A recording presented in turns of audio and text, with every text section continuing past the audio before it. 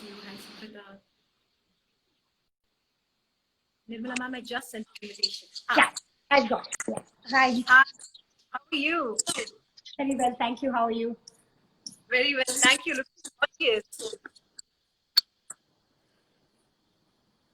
Can you hear me? Yeah, I can hear you. I could hear you before. I'm fine now. Thank you. Oh, lovely. I love your sari, but I can't see it very well though. Okay, I'll just lower it a little. Is that better? Yeah, it's beautiful. Red and black. Appropriate for the occasion, hopefully. And the lovely neck piece as well. That's an old one. So, thank you, Akhila. You do a world of good. Thanks. Thank you. Firstly, I want to acknowledge how grateful I am. I know that you must be having a really busy schedule, so I deeply appreciate you taking time on this. A very, very warm welcome to you to Panjavarnam Silk series in the coverage of the sarees. Personally, this is going to be very special for me. Thank you so much for doing this. Thank you very much for inviting me, Akhila, and thank you also to Panjavarnam Silks for hosting us and for providing an opportunity to have a nice conversation. And I hope you can hear me. It's quite clear, right? I couldn't hear you properly. Okay, fine. Okay, good to go. Thank you. I'm just going to formally introduce you, ma'am, and also set the context for the discussion. So for those who don't know, Nirmala Lakshman, director of the Hindu Group of Publications, brings to the table decades of experience across various senior editorial positions at the newspaper and has created and edited a range of supplements for the Hindu. In fact, magazine, literary review, Metro Plus, Young World, and the Friday Review, just to name a few. She's the brain and the face of the Hindus Literary Festival, The Lit for Life, which recently, incidentally, completed its 9th year of production and brings together literary voices from across India and the world. She's also written a book on Madras called Degree Coffee by the Yard, celebrating her favorite city, Madras, and has also published an anthology of journalism called Writing a Nation. She's currently writing a book on the Tamils and is also completing a novel. She's also deeply interested in art, music, culture, and of course, books. I've had personally the opportunity of working very closely with her during my stint at the Hindu for 2 editions of Hindu Lit for Life back to back. And amongst the many things that struck me about her, you know, the vision that she brings to the festival, the meticulousness with which the festival is crafted and executed, her attention to detail, but amongst them all, the thing that struck me the most was what a fantastic boss she is. Her ability to take suggestions and ideas from every single member of the team and being so gracious about accepting, acknowledging each of our suggestions. It's something that really, truly makes her such a wonderful person to work with. And I'm so grateful that we've managed to kind of continue this relationship that we created at the Hindu, and we're here to have a conversation. Thank you, Nirmala ma'am, again. Thank you very much, Akhila. You've introduced me with some very, very kind words. I don't know if I'm worthy of all of them, but it's just that it's been such a collaborative effort. And even though it was just 2 years that you were there working with us, it was a wonderful experience for me. And as you said, these things are friendships that go beyond the bounds of any formal professional connection. And I always count on you like that. And thank you for all the other lovely little things that you brought to me during the festival. And we too really enjoyed working with you. Thank you. Thank you so much. So I'm going to firstly start off, ma'am, by asking you, you know, the last 6 months, life in the time of Corona, how has it been like for you, both personally and professionally? Well, Akhila, you know, and I'm sure everybody who's listening to this will also be aware that this pandemic has caused a great devastation across the world. And I understand that yesterday, worldwide deaths crossed the 1 million mark. And I think that's a horrific figure that all of us had to sort of live with. And I think the whole changed landscape of devastation is the only word I can think of, has made us all very, very sober and to, in many ways, you know, quieten down with regards to how we live our lives, as well as how we treat the earth, how we look at illness, how we look at health, and the numerous things that come up for us as we face this very, very daunting challenge. I think, Akhila, I think it's really hard hit, a very big hit for people who've lost loved ones, and who've even those who've been ill and have come through the illness. I understand that the side effects, the post-illness effects, are long and lingering. And apart from all that, we've seen, we saw the sudden lockdown, the migrant labor whose economic wherewithal was also snatched away from them.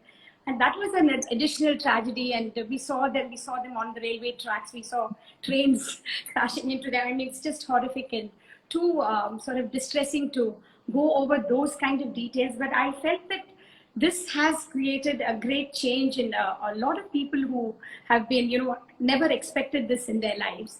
And I think that we have to also show our gratitude to those, especially the frontline workers, the doctors and nurses and lab technicians, the ambulance workers, and people who come out regardless of the pandemic. And we can afford to shelter in our houses, but people have come out and done their daily duties where they can. And these migrant laborers have had to find their way home, and families devastated by lack of income. And I mean, all around, it's been a very terrible situation for not only India, but for many parts of the world. And as usual, I think the poor who have very minimum health care are the most affected. And I think that kind of plays into everything that we've been doing. And I think that it's important that we all observe the rules of lockdown. And I used to hear stories of people saying they're depressed, staying at home. And I think, it's a luxury to be depressed about staying within the confines of your house. And, there's so much security, you have, all the wherewithal. So what, you may be washing a couple of extra dishes or washing your clothes, and, you should be so grateful that you had those people come and assist you in the first place. So for me, it's been a sense of, looking back and feeling a great sense of gratitude that, me and my family and friends and people I know, the loved ones, have been able to stay safe and secure. That itself is a great privilege. And I don't think we can complain about anything at all when you see this kind of devastation all around. So at a personal level, I think it's a lesson of gratitude more than anything. And every day, counting our blessings and seeing that, we still have the luxury not to go to work or to work from home, and still, whatever it is, the income comes in. And these are the things that I think, people should ponder about. So the personal level, it's been a big learning for me, and also, very restless. I love running out and, going off to the shops, or, we go with friends and eat at restaurants and all that. And, all that's been curbed. And we've had the privilege of also staying in touch with people, because communication technology being what it is. So all my loved ones, my friends who are my heartbeat, I hope some of them are joining in the conversation. So, I mean, many of them are, we've all adjusted to the new normal. And it's been, very interesting and challenging in that sense. Right. So, sorry. Yeah, go ahead. So in a sense, it's also been a period for us to recalibrate our lives, right, on many levels. Ma'am, do you agree that we had to kind of re-look at things that we're doing and And question, the kind of things that we've been affected by, the smallness and the pettiness of things, we've had to let go in the face of this larger tragedy. And it's strange that it's, affected the whole world. And I even extend, there's no direct correlation, as some romantic people might say, between what we've done to the earth and the virus. There may not be a scientific correlation, but I do think that we have to, tread more gently on the earth, and, maybe take more care about our waters, our rivers, our, so many things that I think we've been very kind of abusive and thoughtless about. So, this is the macro thing that I think that I think about quite a lot, and I have thought about over the last 6 months at a personal level. Huge learning, Akhila. So I'm really grateful for this. Yeah, I keep thinking about it myself, about how the pandemic has kind of forced us to relook so many things on levels. Absolutely. So about, we also talk about how, even though we've all been in our homes and we've all started working from our homes, our outings to stores and everything has gone down, even then I think we're continuously sensitive. Would you agree? Sorry? Yeah, absolutely. I think we need to move out of that and, we'll just be grateful for whatever we have. And even at the professional level, Akhila, some people didn't have the luxury to work from home. So I think that is something that you should be mindful of, isn't it? You've had to go out and, look at the people who are dealing with corona directly. Right. whole COVID situation. Doctors can't say they can't go to work. The nurses, the poor ayahs who work in hospitals, I mean, they just don their masks and, soldier forth bravely. So I think those are things that, have given me a lot of food for thought. Absolutely. Have you become friends with Zoom, ma'am? Yes. Sadly, and I just found that, so I mean, I don't know if any of I think some of my colleagues who were on that meeting yesterday may be watching, but I'm struggling to find the recording of yesterday's meeting. I was a host and it's lost in the clouds of the digital or the internet world, and that's the thing that's weighing on me more than this conversation. Oh God, don't worry. Somewhere in the clouds. Akhila, thank you. This is great. So you're making me feel better. I don't know what the connection is, but it's fine. Don't worry. Yeah. I want to ask you also about, ma'am, the next question I had was, journalism. And it's been a very, very tough time for print journalism, I would say, right? I'm going to talk to you about how the Hindu has still managed to stay afloat. And would you think it's because of the power of good journalism? Like, how has the Hindu managed to tide through these very, very testing times, so to speak? The practice of journalism in a democracy is always riddled with all sorts of complications, as you know, Akhila, and you are a member of the free media or free press, and as much as anyone else how it's always a struggle to to speak the truth when there are diverse voices, diverse opinions. And I think the Hindus now, I think about on September 20th, the Hindu turned 142 years old. So I mean, it's not just for me, but there's a whole host of people who bring it out every single day. Generations of people. In fact, we've had the privilege of having maybe even 3 generations of families working in the company. And I think that the most important thing is to stand for a certain set of values, which for us in our case was established by the founding fathers. And originally a group of 6 young men defied British rule, and they came together to confront a judgment which was unfair. And then it moved to to Kasturi Rangaiah, who was the founder, and thereby I think initially when they started, they set out a set of principles because they were excited about being involved in the freedom movement and set the tone for a democratic, inclusive India, which I think sadly seems to have fallen aside now. It seems almost like a crime to say that you have those kind of views. So I think in that sense, the Hindus has stood for that, which is what has kept us going. And to mirror the democratic reflections of the nation state, I think it's a very important thing. It's a role of a newspaper in any open society, not because of this government or that government, but to question anybody who holds power, whether it's a businessman or whether it's somebody in government or a group of people who have garnered power. I think it's important for newspapers would not be doing its role if it did not look at institutions that are people access to information in a critical way. I think those are the principles that have stood us in good stead. I mean, this is not to say that we haven't faced lots of challenges in recent times. We've had to cut back on costs, and it is a huge mammoth organization.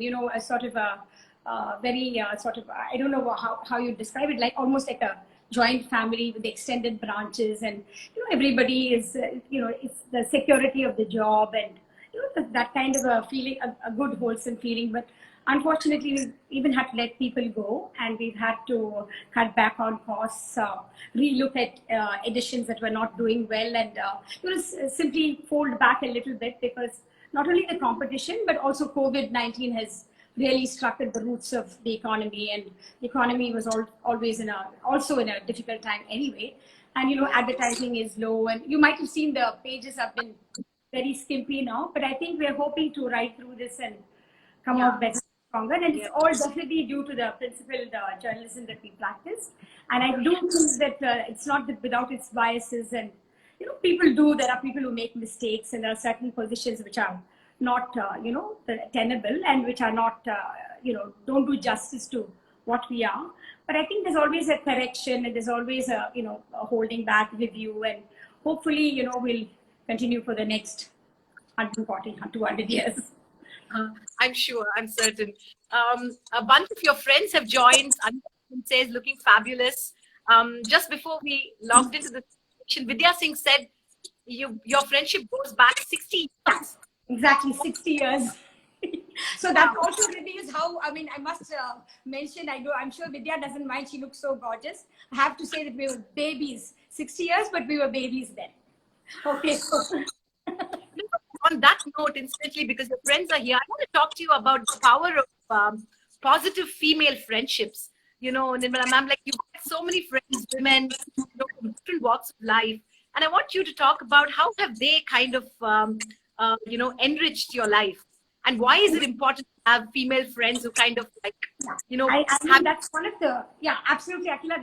And it's a joy for me to even talk about it, because I mean they have been the staple of my life. I mean my family is the most enriching whatever base for me. But beyond that, my sisters, my mother. Beyond that, I mean my children and their families and my nephews, and beyond that, I mean these, as you said, women, these girls have added so much of richness to my life. And the lovely thing is we all pick up where we left off. The pandemic hasn't come in the way of a very enriching friendship. And people like yeah, Vidya, and there's Anika Rattam, who was very keen that I do a good job today.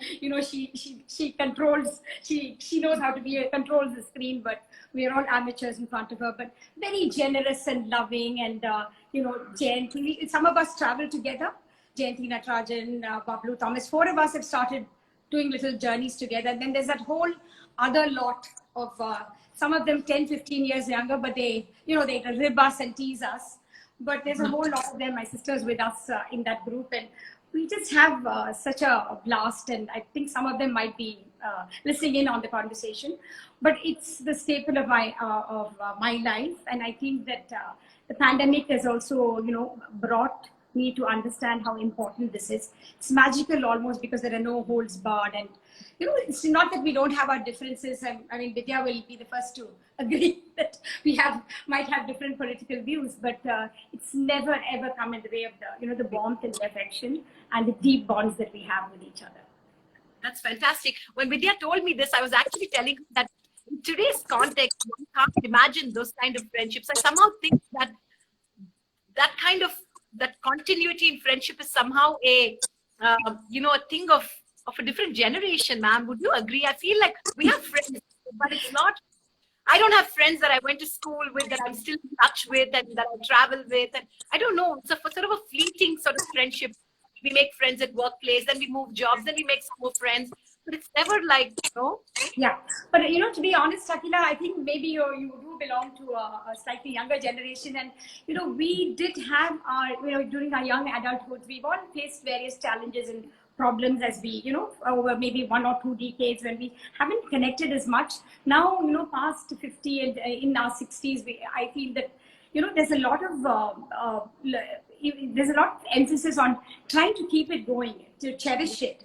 And we're also in a position where we can do it. We have adult children who are living their own lives, and and possibly people like you are very engaged with what we were doing like 10, 15, 20 years ago. So there is a big difference in that sense. And I'm sure that you will go back to the roots of your various friendships that you may not even realize now how precious they are to you. And I think you'll pull them out again. I'm very sure of that, given the way you are.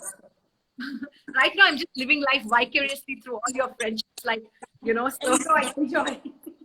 Good. Ma'am, I want to talk to you a little bit about the Hindu Lit for Life, which was meant to actually celebrate its 10th year this year. Am I right? But unfortunately, this did not happen. I'm sure like next year, things will get better and it will be back. And I want to talk to you about why, according to you, 10 years ago when you started the festival, and now, 10 years have gone by. Why do you think festivals like these are really important in the world that we live in? Akhila, the format of that might change. And because it's actually, I feel this pandemic has come here for various reasons, to reinvent ourselves, to look at ourselves differently, for humankind to be different, so to speak. And that kind of challenge also faces us in terms of, structures and how we do things, how we create, and how we operate, and how we put it out in the world. I mean, for instance, you're involved in writing, and it's just a sole thing between you and the words. You can still do it, but then this is a pandemic that has, said that you can't. You have to distance yourself. You cannot be in a crowded room, and the virus is that insidious and dangerous. So we've one of the reasons why we couldn't do it in 2020, which would have been the 10th year, sadly, is we had to sort of hold back in terms of finances, and already the economic landscape was very challenging and daunting. So we didn't have too many sponsors coming in. It was not fair when we were cutting costs to impose a festival. Or draw a festival from the Hindu. It was not the appropriate thing to do. Then immediately we fell into this pandemic. In fact, we had planned to announce the fiction prize and the non-fiction prize, which we do annually along with the festival in March. And we had some distinguished speakers lined up. But they pulled out because it was just starting then. So I think what we have to do is to work to make this event, come through another time, possibly in a reinvented way, and maybe with a smaller group of people, or go online like many, festivals and music and concert. A lot of things are going online, but I'm just hoping that there'll be a via media, maybe have a small invited group, because still there is that thing of person-to-person contact and communication, which was one of the the great riches that came from our Lit Fest. People from across the southern states, some people from Delhi, abroad even, coming to meet the authors that they loved and they read about in person. And, the authors being very generous with their time. You've experienced that. I mean, the chaos of organizing, you've also, been at that end. And basically, I think that human interaction is very important. And we are thinking of ways to reinstitute that in some way, possibly in 2021. And I think it's important for us to continue that human communication. Yeah, absolutely. I'm so looking forward to that. Ma'am, I want to ask you about, you talk about the list of 9 years have gone by. Do you remember, are there any memorable, stories that, I'm sure, organizing a festival of that scale. I remember the first year, nearly 200 authors and organizing transport and logistics for it that I did with Suprita. It was mind-boggling, right? I'm sure there are many things go wrong, many things go right. Yeah. So I want to ask you about the hits and the misses. Do you remember any? Yeah. The chaos of it. I mean, you've experienced it, Akhila. The chaos is unbelievable. And people are not picked up on time at the airports, and some people stray and wander to other. Not you. You didn't do that. No, I'm saying. And people wander off to other hotels, and they come 5 days early when the budgets are not available. And, and some people overstay, and we have to put polite notes on the saying, please don't use the mini bar or use it at your peril kind of thing. And, those kind of situations happen every year. And we find strangely that when the festival actually starts, as day 1, 2, 3 moves into it, it just flows. I really don't know what. I think I owe a great debt of gratitude to people like you, to my colleagues, Shalini, Kritika, and our consultants, Rachna, Prasanna, all of them, and plus a whole team of people from the Hindu who, not interested at all, but nevertheless showed up. They knew that this was something that, pushed the newspaper's own visibility beyond the pages. And very sweet, so many people from the advertising department, from circulation, from the accounts, people who obviously have really no great interest in the topics that are being discussed, but nevertheless, with the spirit of, cooperation and friendliness. And I think it takes, as they say, it takes a village. It really takes a village and a city and a whole company to deliver this festival year upon year. And it's been nothing but a privilege for me because a lot of the strength that I drew or anything that I did was because of the support. And it was a very collaborative thing, Akhila. I'm sure you experienced that. And even the curation is something that we sit together and we work with the programming. We send invitations. We ask the writers to come. Huge help from our 2 consultants and, from the people inside to get these people on board. They change their tickets and, that they cancel it, or they say, I had a very distinguished English writer who I met in London, and he said, "Are you?" I mean, he invited me to tea. It was all lovely, like we had really lovely those little demi-tasse cups of tea and finger sandwiches and the works, and a lovely conversation. Then at the end, I was so thrilled because I don't want to name names, but he's one of the most well-known authors in the world. Okay, so he said, "So can I bring my wife?" I said, "Yes, sure, you can, and we'll make sure we'll take care of everything, her hospitality." And said, "I hope she can make her own way to India." I mean, that was one sentence that I said. He came here to India, and after the festival, he said, "Nirmala said that you will take care of my wife's ticket." I never said any such thing. So, I mean, these were things that shamefaced. You have to go and say, okay, out of the budget, that kind of thing. There are a few funny things. Like one writer who came, Pakistani writer, he came just for his session for half a day. He was supposed to leave the next night. So he came in, I think he was exhausted. He'd just come from London or wherever, and then landed in Chennai. And he, there's alarm bells. He just slept through his entire session in the hotel. And it was time to go to the airport. So, I mean, what could we do? These are the kind of things that happen. So, I mean, so he just left. And I think one other time, some other guy, I think from somewhere from the, maybe Pakistan again, said he was very excited. He heard that Chennai's carpets were very great. He wanted to buy a carpet in Chennai. And we said, "No, I don't think you've read up about Chennai properly. We can find you some sarees and textiles, but not carpets. And coffee, of course." But he wasn't interested. He said, "I've heard that the carpets here are good. I have to buy a carpet. Please take me to a carpet shop." So these are the kind of things. And one old gentleman wandered off to Mahabalipuram. We have a host of very good kids who volunteer for us. And they took him to Mahabalipuram for the day because nobody wanted to go with him. We were all exhausted by the end of the festival. And I think he drank a lot of beer. And I think the kids also thought that they could drink a lot of beer because they were volunteers and they weren't really being paid anything. So I think they had a jolly afternoon, and we had to send somebody to bring them back because we didn't know where they'd gone, and we had to catch a flight the next day. These are all little misadventures that we enjoyed, and at that time it was like scary and hindsight is fun, yeah. But looking back, I mean, that sort of added to the wonderful atmosphere and the thing of it. So I remember I was part of the LFL. It was at the street.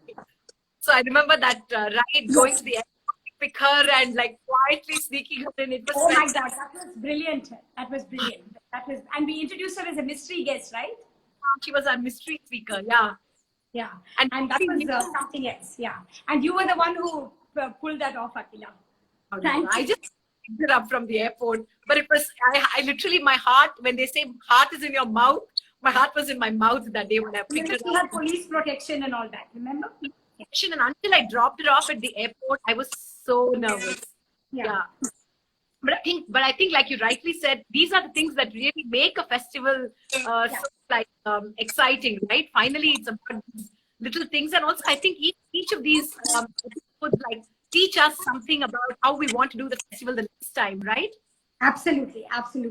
And also the other thing is, the thing is, the paper has always had a tradition of showcasing the arts and culture. We've had a literary review for 25-30 years, and we thought that 10 years ago, since JLF had just started, we thought this is for the South. It's important because such a discerning audience. I'm very biased in favor of the South, of course. So we know the South Indians love reading, love thinking, love engaging with the topics, and we found a tremendous response, and I think that was reward in itself for us. For sure. I can't wait for the LFL to be back and for all of us to meet again. Yeah, wonderful. You better be a part of it again. Definitely, ma'am, 100%. Ma'am, I also want to talk to you about, what you're writing now. You've written a book, you've written another book on journalism, but I want to talk to you about what you're currently working on and what is your writing discipline like? To get different authors have different writing disciplines. Some people write every day. Some people set aside time to write once a week. I don't know. What is your writing process like? How do you make time amidst this chaotic schedule to, sit down and actually write? You want the truth, Akhila? Yeah, truth. You want the truth? Huh? Okay, it's a bit like a wild horse, okay? Goes galloping everywhere for a long time, then has to be reined in by some editor saying there's a deadline.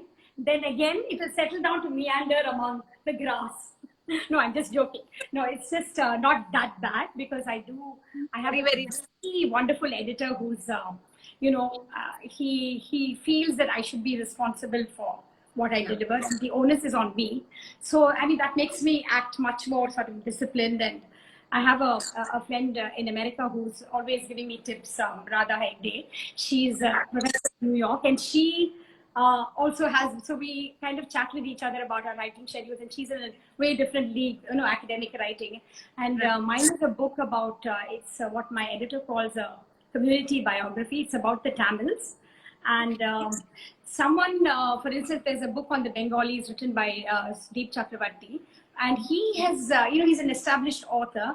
And so he's just sort of done a very impressionistic but brilliant book where he's, he's just gone for certain subjects. He's written about Bengali Babus, he's written about, the food culture, and a little bit about his family's history. And I think has that kind of panache with which he did it, and it's a brilliant book. But I'm much more sort of timid, so I told my editor, no, I mean, this is not an academic book, in which case I wouldn't have agreed to do it. At the same time, it's not going to be a frothy kind of a book. But I said, let me make it my own by, give me some ways forward, some kind of a track in which I should move forward. And he prefers a chronological approach, which has been marvelous for me because I didn't know. I mean, starting with the the Paleolithic age and the discoveries of potsherds and old burial urns in the Tamil region, with going back 3,000, 5,000 years before. And these are all carbon dated, the Akhila, so that there's no question of something appearing in some literature. This is a scientifically verified. So civilization has been in this part of the world since then.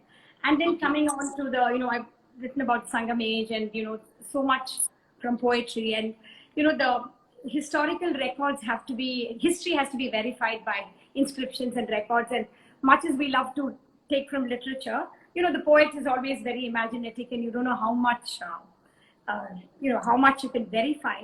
So the combination of looking at, all these elements is what I try to do to bring into the history, and I've gone age upon age.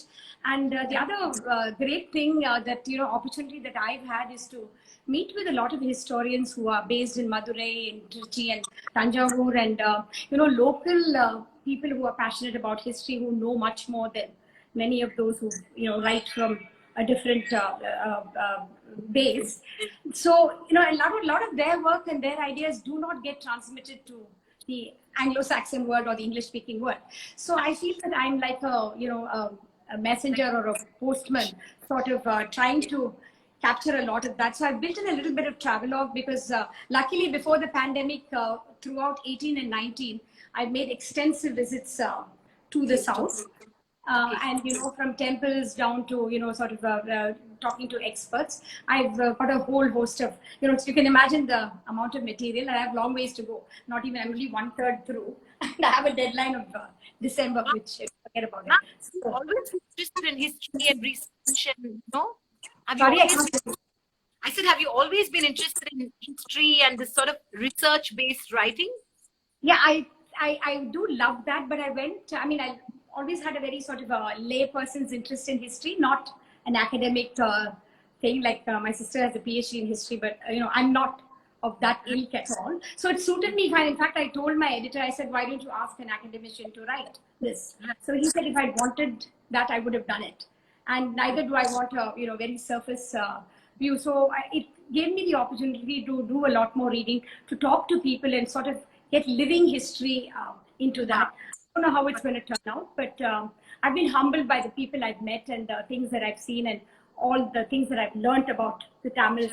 A really wonderful experience, Akhila. Richer by that experience itself, I suppose. Yeah. I want to talk to you about yoga. I know that you practice yoga and it's an important part of your daily schedule. Talk to us about when you discovered it and how your yoga journey has been like. I won't go into another analogy like I did with the writing. It's It's not been, I had the privilege actually of meeting, Shri Krishnamurthy very, very a long time ago. And, just enough to do a namaskaram to him, nothing else. I didn't ever have a class with him.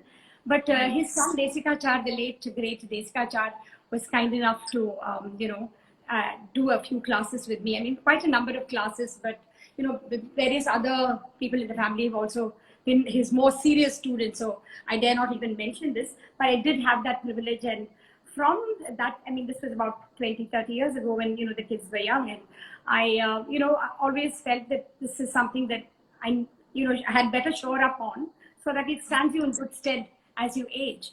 And true enough, various adventures with various yoga teachers over the years. And finally, a lovely group of friends, and there's a lovely yoga teacher who's doing online classes. So I do a practice with her 3 times a week, and supposed to do a few things on the other days of the week, but like my writing, that's there's never a certainty about that. The other thing is taking off from yoga is, especially started since the pandemic, is pranayama practice, which I find absolutely wonderful, Akhila. And Radha Sridhar, who again of Yoga Rakshanam, she has been taking me through the stages, and once a week classes, it really takes you into another zone. So it's been wonderful. So yoga and the pranayama together. Yoga less disciplined, but the pranayama, strangely, I'm doing much more. What do you call it? More concentratedly, and that's has also enabled me to kind of see things in a much more sort of a calm and in a balanced way. So I think it's also helped me with not eating excesses of eating, and have a terrible sweet tooth, but it does in some subtle way change how you look at food and how you look at your own health and things like that. And of course, there's the whole other thing that meditation and pranayama bring you, that that space between. So I enjoy that as well, the explorations thereon. Actually, Srimati says hello. Srimati, and I just want to ask you about the Saree, ma'am, because this conversation is about the Saree. So finally, we will talk about the Saree. I want you to talk about the Saree, beautiful Saree that you're wearing. And this is again thanks to Srimati. I'm glad she's signed in. And I've got to know her through my friend Sushila Ravindranath. I've known her for a couple of years now, and she's so sweet. She's just she knows what there is in my wardrobe, and very delicately will push forward only things that she knows I have an interest in. And I've really enjoyed it. This particular one is, of course, the Madurai Chungadi, as you know, and the Saurashtrians brought it to Madurai, and Madurai, is associated with red, and I particularly feel the red Chungadi is such a thing about, and for me it resonates because I'm just writing about Madurai at this point. There's a Madurai Malli, and there's Madurai Meenakshi, of course, and I think the Madurai Chungadi has a GI mark, which Madurai Malli obtained only later. And I understand again from Srimati that these families of Saurashtrians, they're dwindling in number, but there would be 2 people working in tandem together. One would be the weaver, the other one would be the person who tied the knots. So, so this whole thing of wearing a sari and learning its history has been a wonderfully eye-opening experience for me. And for me, in our childhood, my mother family was all very Gandhian, and they believed in Indian traditions and Indian handloom and things like that. So we had all that growing up, and I think the next 20 years after young adulthood, we just sort of let loose and went into other modes of dressing. And over the last 20 years, again, I've sort of come back to loving and enjoying the sari.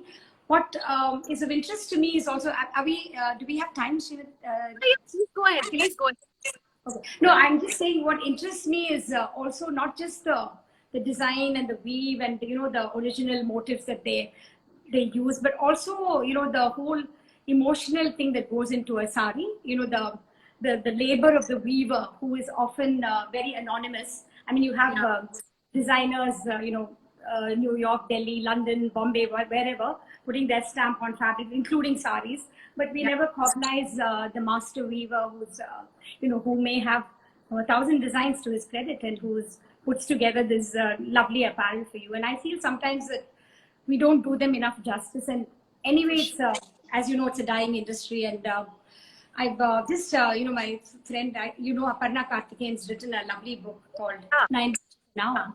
And I met one of the people that she wrote about called Krishnamurthy from the Kanchipuram weaver. And he has about 1,000 designs that he has put together. I mean, of course, drawing from traditional motifs, Rudraksham, Malimugu, all that. And, they do the Korve saris and everything. But he's still called only, he's not called a designer. He's called the master weaver at the most. So, and Aparna tells me that most weavers in Kanchipuram are, they're not, they're all over 46. They're more than 46 years old. So it looks like it could well be a dying breed, so to speak. And how do you tell their kids that they're not entitled to, they have to stick with the handloom and, not move into IT or whatever? You can't do that. At the same time, how do we answer this languishing, business? I feel institutes like the NID and all that should start, training kids who are interested in weaving, and the government support, I think, is not adequate, Akhila, to promote this, because we can't impose our, say the weaver's son must be a weaver. At the same time, the weaver's son need not come to Chennai and be an auto rickshaw driver, right? And do you think that now more than ever, ma'am, like we need to really support the weaver, because the weavers really, like, we're not shopping for saris, but now more than ever, do you think at least the privileged can actually, do whatever it takes Absolutely. tradition alive, right? Absolutely. And I think in this pandemic, that's the other good thing that's emerged. People have become much more conscious, like, everyone was horrified by the migrant labor's movement. I think people are very conscious of, those who have much less and who are in, at the brink of economic disaster. And I think in that sense, you're very right. Possibly we should, think of how, in what way we can continue to contribute to supporting people like that, including, other people like, the temple musicians. And I have a young friend called Jay Kumar who's actually trying to set up a trust so that, some kind of a support from the, digital space as well as financial support can come from institutions to keep them all going also. They also are languishing, right? You have to be well established and have resources and have access to a website to divert funds to yourself. But there are so many people who don't have that. So I think that's a very important point that you made, that we have to consciously support these people. Yeah. Ma'am, I know that you have a really very nuanced sari wardrobe. Every time I've seen you in a sari, it's always so tasteful and so beautifully picked. I want to talk to you a little bit about what's your sari wardrobe like. And I've also always been curious about the amazing blouses that you kind of pair them with. And today, like, the blouse is the heroine, right? The sari has almost taken a back.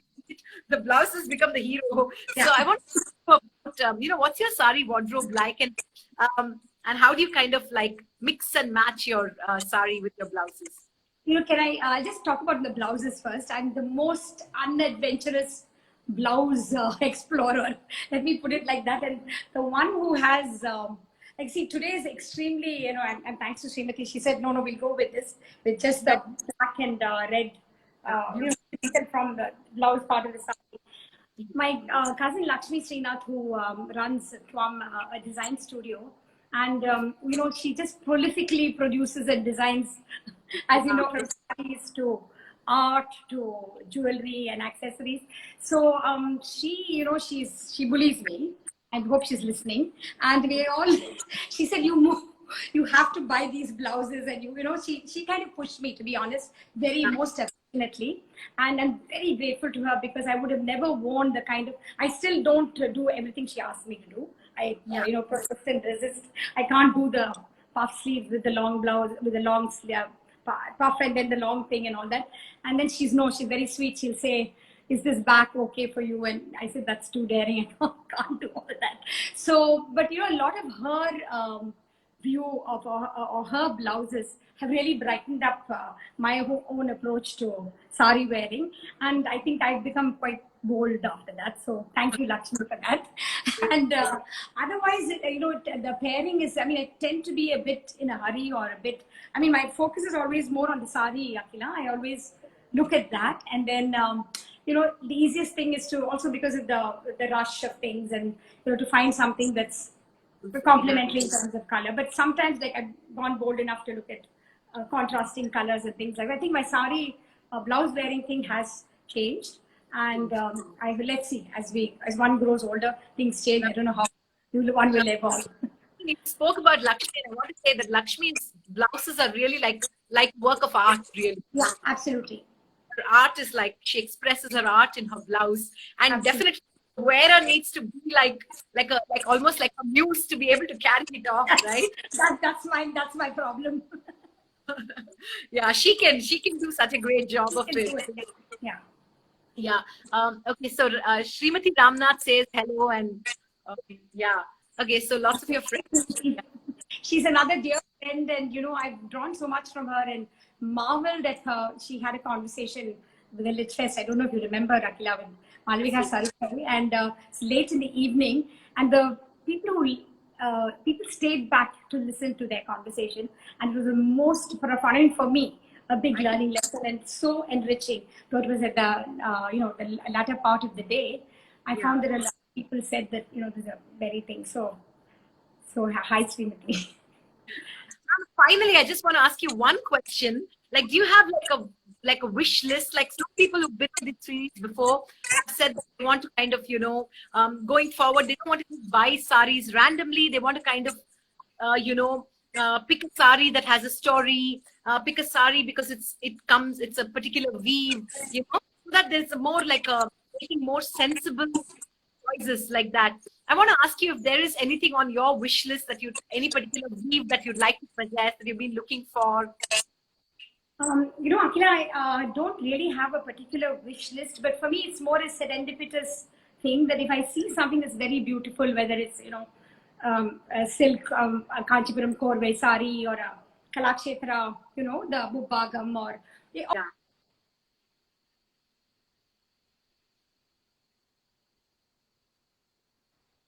Can you see me? So that kind of thing, Akhila, makes a huge.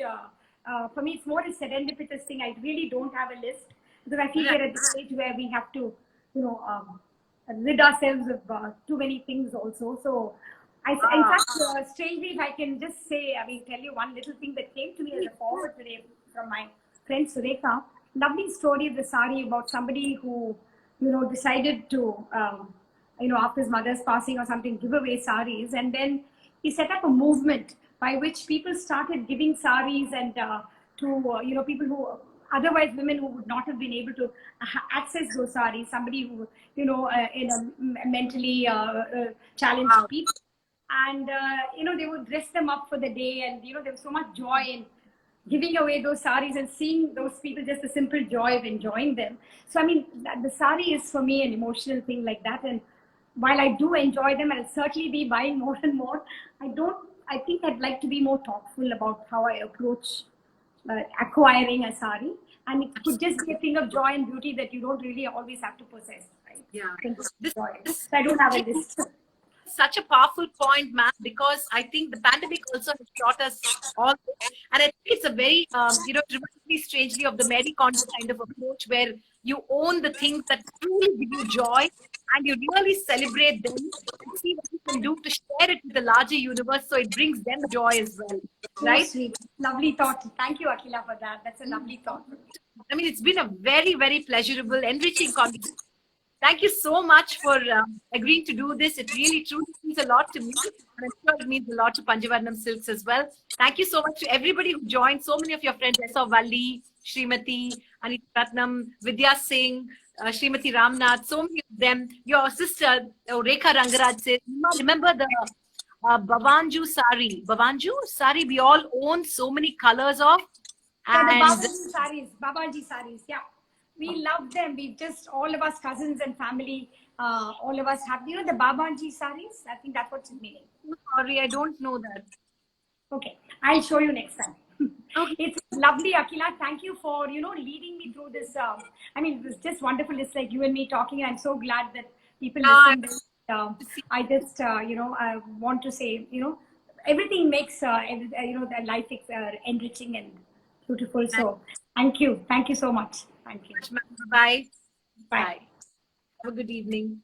You too. Thank you. Bye.